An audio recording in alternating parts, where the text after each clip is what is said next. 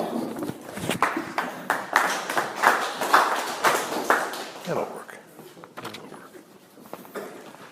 I was doing the open mic at Molly's in Oak Park last Monday, and just before that, Dave Hargarten, better known as Buddha 309, introduced me to another poet as the guy who writes love songs and war poems, and bastard won't tell us which ones are which.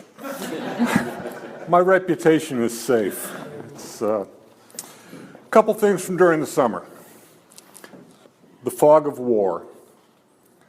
It's late September in northern France. Nights are crisp, days comfortable even in this heavy woolen uniform. If there were trees left alive here, their leaves would carry the scent of coming winter in their rustle. It's late September near the Somme, and I've been on the line since August.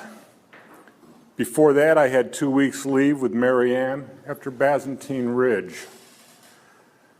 We rotate back to Paris next Monday, and she'll meet me, and we'll be married. It's late September. No birds sing across the wasteland we created. Fog rolls from the German side as the gong begins to rend the air. It's mustard gas, not river fog, and I struggle too late for my mask.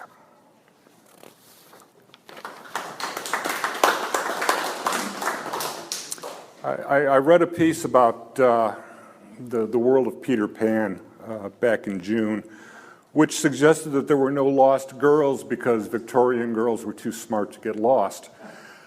And somebody wrote a reply to that with another reason, which I pick up on here. London by night sky. In that world, there were no lost girls.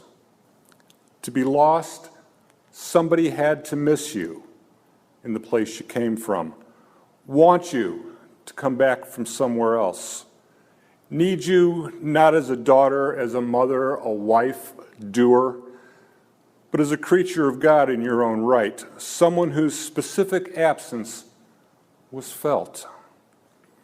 In the world the lost boys came from, there would never be a word for lost girls.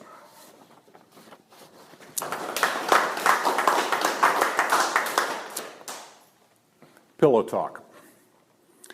They were talking, as true friends do when they trust each other with everything, about old loves and lovers, about the two that left him the hardest, and she asked him, "Would you kiss those first kisses over again?" And he didn't hesitate to say, "Yeah."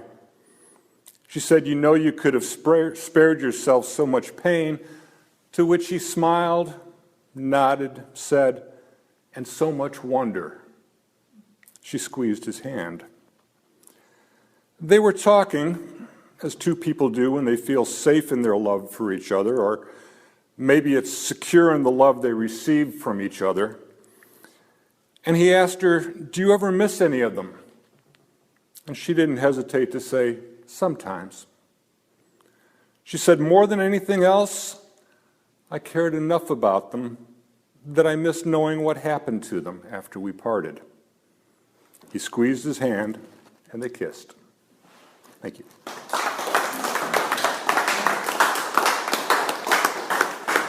Thanks, Len.